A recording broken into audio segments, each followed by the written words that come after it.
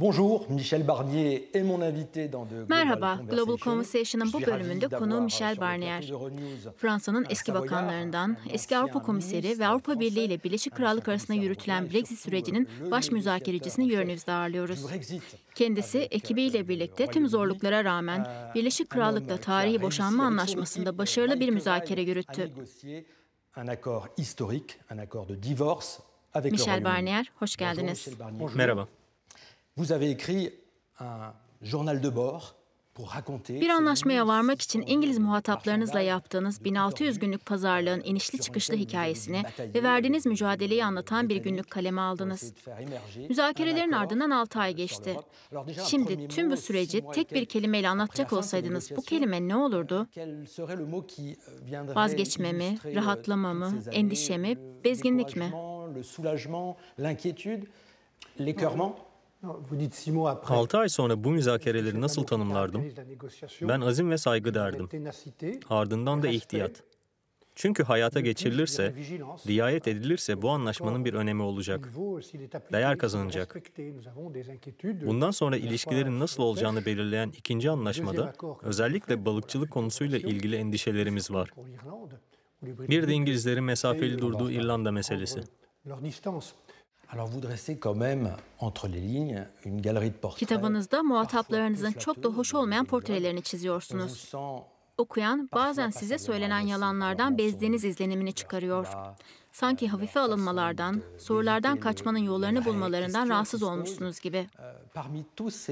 Bu süreçte tanıdığınız karakterler arasında sizde en kötü anıyı bırakan kim oldu?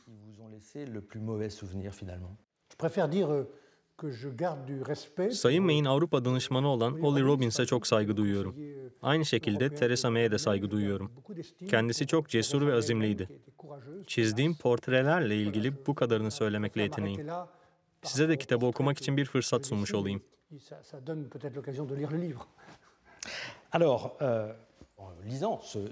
Brexit'in Gizli Günlüğü, Büyük İllüzyon adlı kitabı okuduğumuzda henüz hiçbir şey bitmedi gibi geliyor. Sanki her şey yeni başlıyor. Brexit'te üzerinde anlaşılan maddeler asıl şimdi kendini gösterecek gibi izlenim oluşuyor. Son zamanda da sürtüşmelerin olduğunu biliyoruz. İrlanda Cumhuriyeti ile Kuzey İrlanda sınırı meselesinde yaşanan sosis savaşları, Jersey adası ile Fransız balıkçılar arasındaki ıstakoz savaşları gündeme geldi. Bu daha bir başlangıç mı?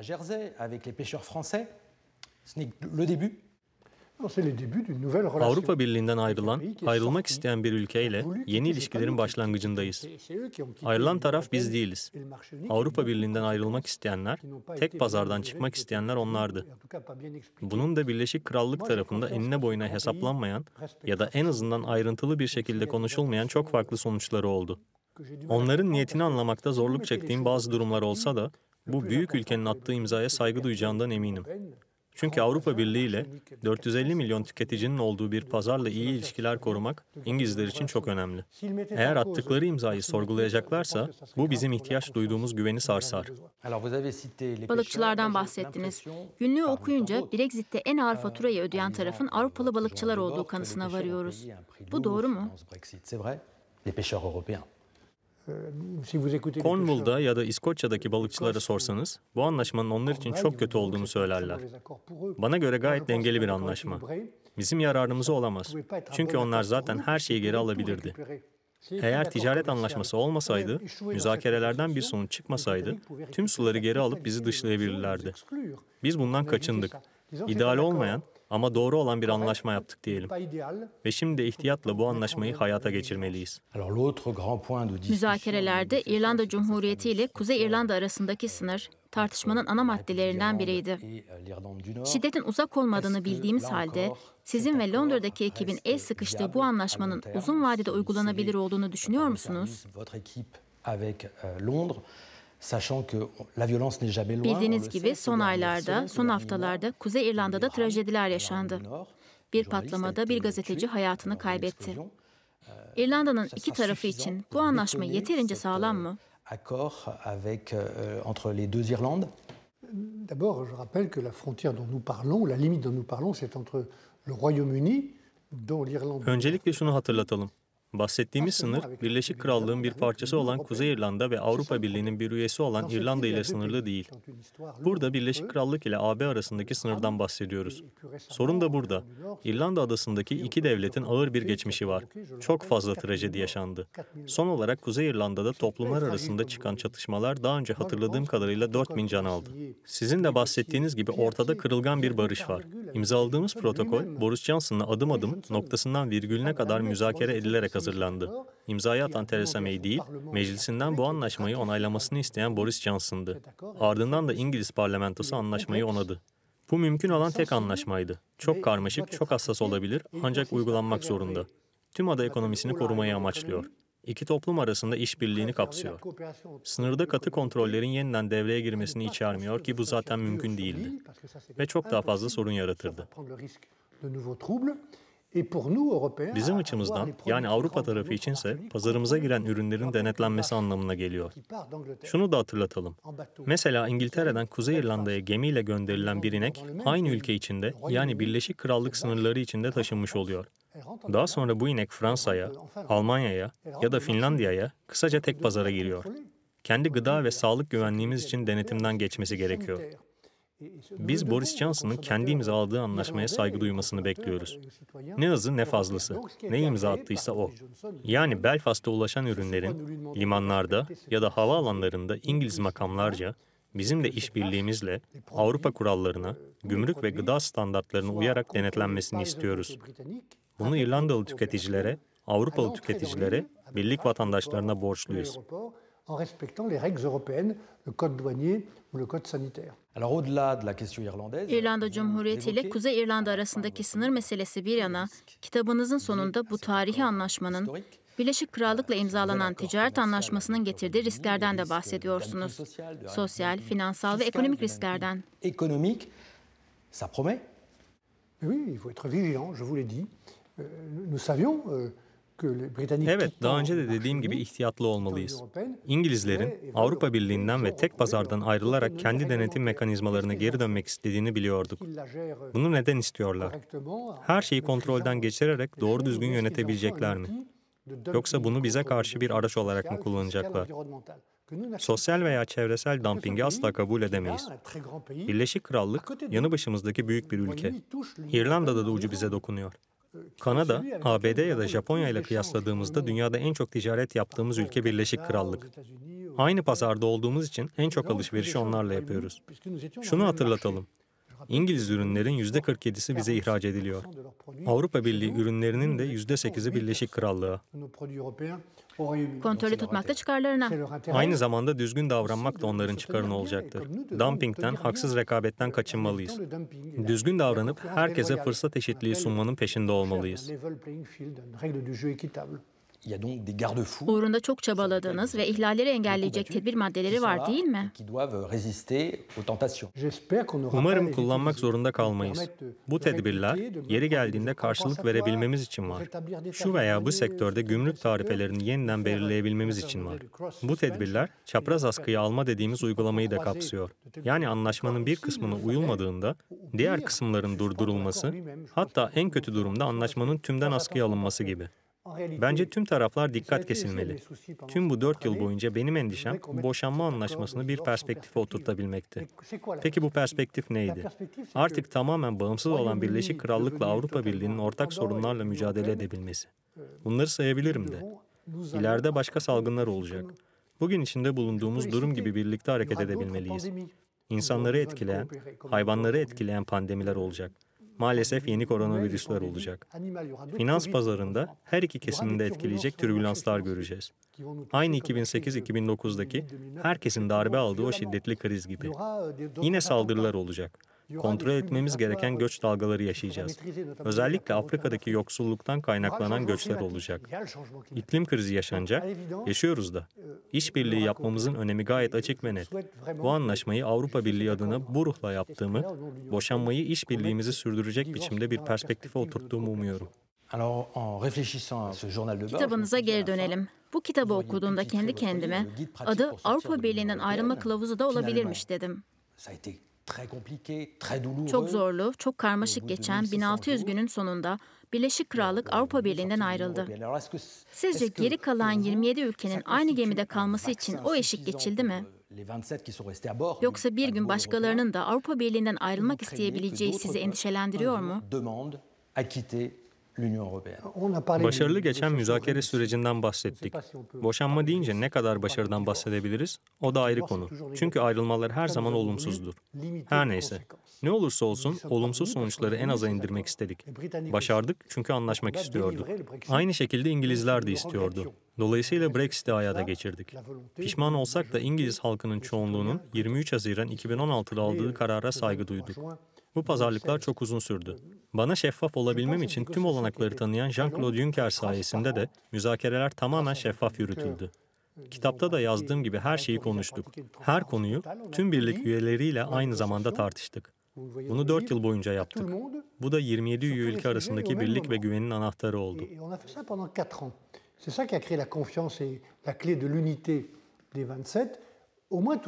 En azından bunu herkes görebildi. Sendikalar, tanıştığım girişimciler, her ülkede bazen 2 veya 3 kez açık oturuma katıldığım parlamentolarda dahil. Herkes Avrupa Birliği'nden çıkışın ne demek olduğunu eğitici bir şekilde anladı. Bu Fransa'da Le Pen, Hollanda'da Geert Wilders, İtalya'da şimdi Mario Draghi'yi destekleyen Salvini gibi isimlerin artık neden Avrupa Birliği'nden ayrılmaktan bahsetmediğini de açıklıyor. Yine de ben temkinli olurdum. Çünkü aynı milliyetçilik, Avrupa Birliği'ni dağıtma niyeti hep var. Sayın Farage bir keresinde bana Avrupa Birliği'ni paramparça yapmak istediğini söylemişti. Sayın Farage'ı memnun etmek zorunda değiliz. Ancak aynı popüler duygular birçok Avrupa ülkesinde birçok bölgede ve aynı biçimde devam ediyor. Dışlanmışlık hissi, gelecekle ilgili karamsarlık, işsizlik, kamu hizmetlerinin yetersizliği, kontrol edilemeyen göç. Bütün bu popüler duygular popülizm değil. Derinlerde var olan duygular bunlar. Diğer ülkelerde olduğu gibi en son Fransa'daki son seçimlerde gördük. Buna karşı harekete geçmeliyiz. Daha az bürokrasi mi, ticaretin daha fazla karşılığını görmek mi, daha az naiflik mi? Brüksel'de ne değişmesi gerekiyorsa değiştirmeliyiz. Son 2-3 yıldır beraber borçlanarak, beraber yatırım yapmak için dijital endüstriyel Avrupa politikaları için ortak irade çağrısı yapılıyor. Bunun çözümü de her bir ülkede, her bir bölgede yatıyor.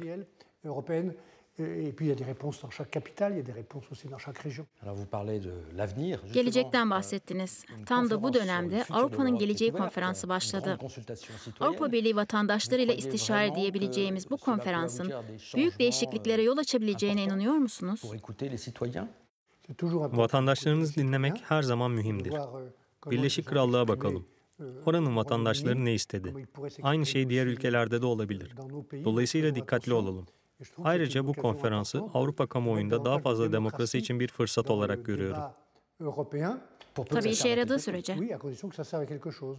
Evet, tabii ki işe yaradığı sürece. Örneğin konferansla ilgili bir değerlendirme yapma, tüm Avrupa politikalarını ve yeterliliğini baştan sona gözden geçirme fikri var. Ben bunun Fransa'da da hayata geçirildiğini görmek isterdim. Ama Avrupa düzeyinde yapmak belki de en doğrusu. Tüm politikaların hala aynı geçerlilikte olup olmadığına bakma fikri var. Bu politikalar hala gerekli mi ya da faydalı mı? Ya da bazı alanlarda inisiyatifi üye ülkelere bırakabilir miyiz? Eğer birbirimize güveniyorsak birlikte hareket etmenin neden gerekli olduğunu da bilmemiz gerekiyor. Örneğin? Örneğin ticaret, rekabet, tarım, dijitalleşme. Bunlar bizim birlikte hareket etmemiz gereken alanlar. Birlikte olmadığımız ama olmamızı gerektiren sağlık gibi konular da var mesela. Bunların eğitici yanı ve demokratik bir değeri var. Sonrasında kurumsal değişime ihtiyacımız var mı buna bakmak lazım. Çok değişiklik de yaptık. Son 15 senede çok çabaladık. Bana kalırsa mekanizmanın motoru hakkında konuşmak yerine yürüdüğümüz yolu ve neden bu yolda olduğumuzu tartışmak çok daha önemli. Peki ya projeler? Ve projeler. İklim kriziyle mücadelede temel bir konu. Yeşil Anlaşmayla da yaşantımız değişecek. Tarım, ulaşım, inşaat ve ticaret alışkanlıklarımız yeniden azmetmemiz gereken dijital ve endüstriyel hedeflerimiz doğrultusunda değişecek. Daha fazla insani boyut eklememiz gereken tek pazar değişecek. Bu süreçte de çok fazla zorlukla karşılaşacağız.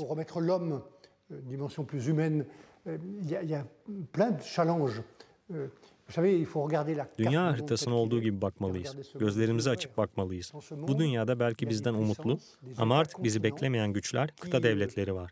Amerika Birleşik Devletleri var. Müttefikimiz. Ama ortaklık demek sadakat demek değil. Çin, Hindistan, Brezilya, Rusya var. Bu devletlerle masaya oturduğumuzda nasılız? Bu ülkelerle masaya oturuyor muyuz? İşte sorun da burada. Dünyada başka bölgeler de var. Samimi olup gerçeği söylemeliyiz. Avrupa olarak birlikte olmalıyız. Aksi halde ABD veya Çin nüfuzu altında taşeronlara dönüşürüz.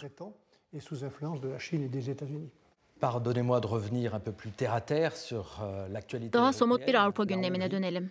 Macaristan'daki birçok kesimin homofobik olarak tanımladığı yeni yasa gündemde. Yeni düzenleme son Avrupa zirvesinde de büyük tepki topladı. Hatta Hollanda Başbakanı, bu yasayla Macarların Avrupa Birliği'nde yeri yok bile dedi. Macaristan bu konuda tek değil. Polonya ve Slovenya'da var. Avrupa Birliği dönem başkanlığını 6 aylığına devralan Slovenya Başbakanı Janša da eleştirilerin hedefi olmuştu. Neredeyse 10 yıldır Avrupa değerlerine saldırı var. Sistematik bir biçimde bu değerler sorgulanıyor ve bana Avrupa bunu izlemekle yetiniyor gibi geliyor.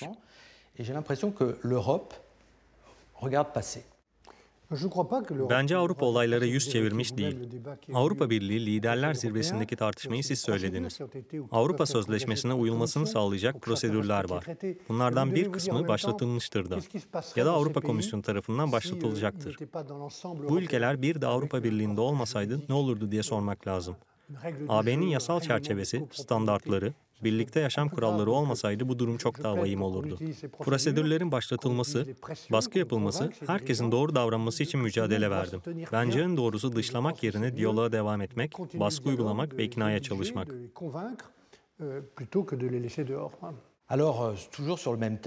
Aynı konuya kitabınızda da yer veriyorsunuz. Avrupa Birliği'nin kurucularının ruhunu canlandırmak için geç kaldık ama çok geç değil. Burada ne demek istiyorsunuz? Kadercilik olduğunda kader vardır. Bunu demek istiyorum. Bir siyasetçi, bir vatandaş, bir insan olarak ben kaderci olamam. Kaderci olmaya hakkımız yok. Kaygılar olduğunu düşünüyorum. Uyarılar ve elektroşoklar var. Brexit bunlardan biriydi. Dış tehditler var. Avrupa projesine yönelik içten gelen tehditler var. Fakat aynı zamanda iyi haberler de var. Covid-19 krizi karşısında sergilediğimiz kapasite, beraber borçlanıp beraber yatırım yapabileceğimizi ortaya koydu. Yani bir birlik var. Bazı aksaklıklarla. Evet, her şey her zaman kolay olmuyor. Buradan bizi izleyenlere şunu söylemek istiyorum. Avrupa Birliği bir federasyon değil, tek bir ülkeden oluşmuyor. Avrupalılar ya da Avrupa milleti diye bir şey yok. Biz her biri kendine özgü, kendi ulusal kimliği olan 27 ülkeyiz. Kendi kimliklerimize tutunurken birlikte çalışıyoruz.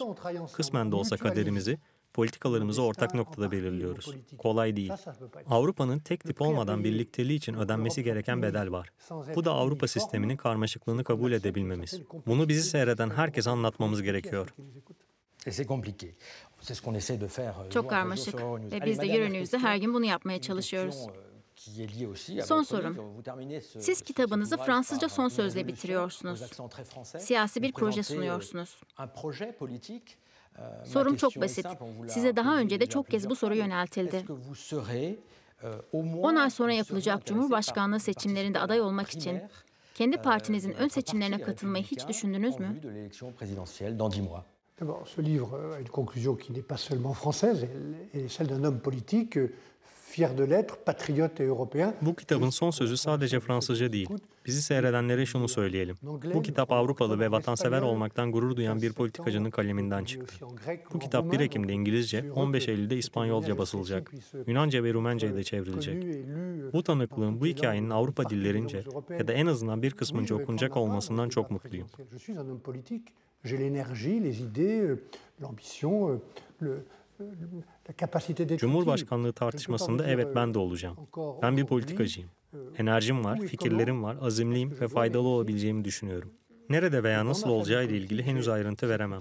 Çünkü nasıl faydalı olabileceğim hususunu önce kendi partim için belirlemem gerekiyor. Şu an bir yanıt vermek için doğru bir zaman değil ama kendimi hazırlıyorum. Çok ciddi bir şekilde hazırlanıyorum. Çünkü bu kadar önemli bir seçim ciddiyet gerektirir. Ben hazırım. Michel Barnier, je vous remercie.